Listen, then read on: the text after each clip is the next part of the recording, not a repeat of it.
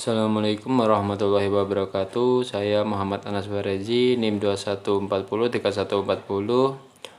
Dengan adanya pembuatan video ini karena ingin memenuhi tugas UTS pengantar bisnis.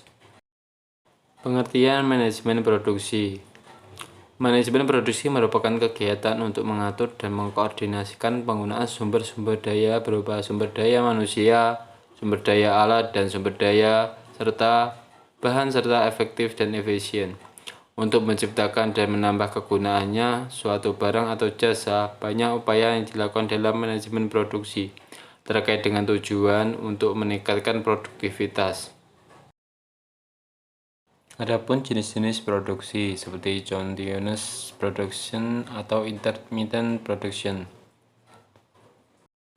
Continuous proses atau produksi yang berkelanjutan adalah sistem produksi yang memproduksi barang dalam skala besar secara terus-menerus dan biasanya memproduksi barang berdasarkan demand forecast.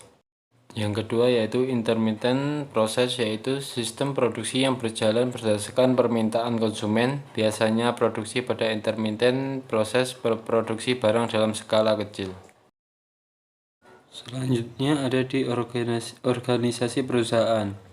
Organisasi perusahaan adalah suatu proses yang menjadi tempat orang-orang berinteraksi untuk mencapai tujuan perusahaan. Organisasi perusahaan adalah suatu rangka dasar yang menjadi tempat orang-orang melangsungkan kegiatannya untuk menerima, menyimpan, mengolah, dan menyajikan informasi dan merawat aktiva. Adapun selanjutnya yaitu struktur organisasi. Struktur organisasi merupakan sebuah garis hierarki atau bertingkat yang mendeskripsikan komponen menyusun sebuah perusahaan terkait pembagian tugas dan tanggung jawab agar tidak terjadinya tumpang tindih dalam suatu wewenang dan tanggung jawab perorangan.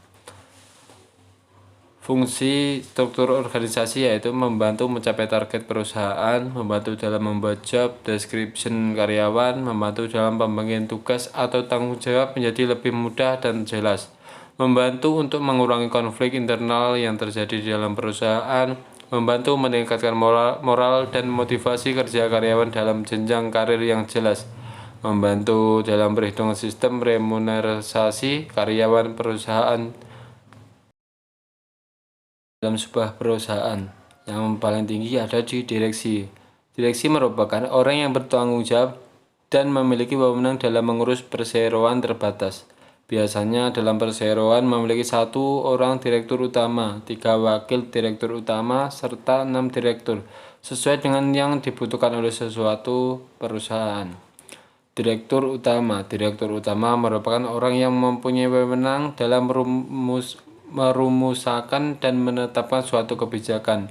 Direktur utama juga berperan untuk memajukan serta mengembangkan perusahaan.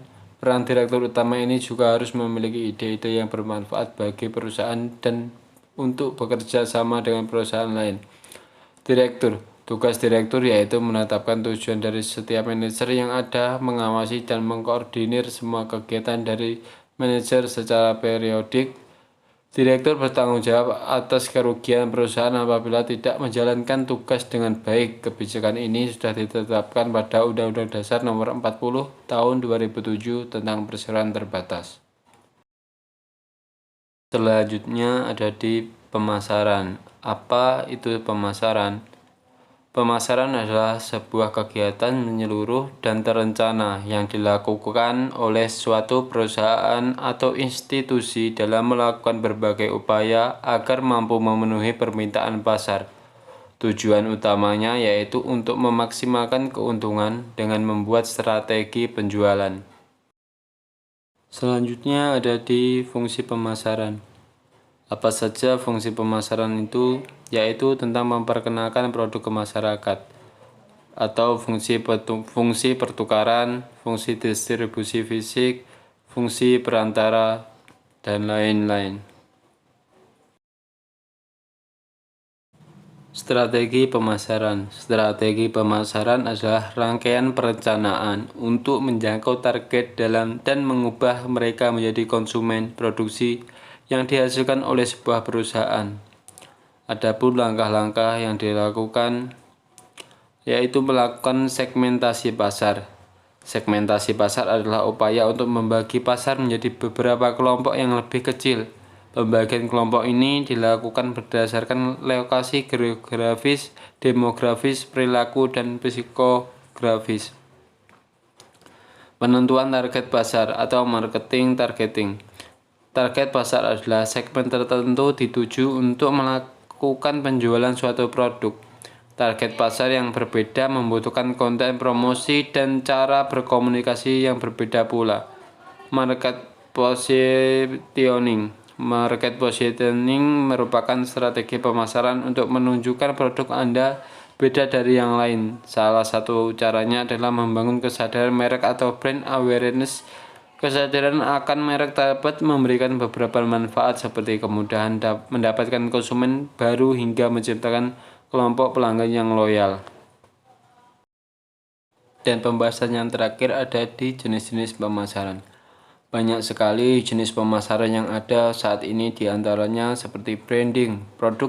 Branding adalah produk dan layanan yang harus memiliki target pasar dan nama atau merek untuk dikenal. Branding adalah bentuk pemasaran yang memiliki fungsi sebagai iklan jangka panjang. Ini sangat membantu untuk membuat produk atau layanan menjadi lebih menarik dan terkenal. Branding seringkali menyertakan nama, slogan, dan logo.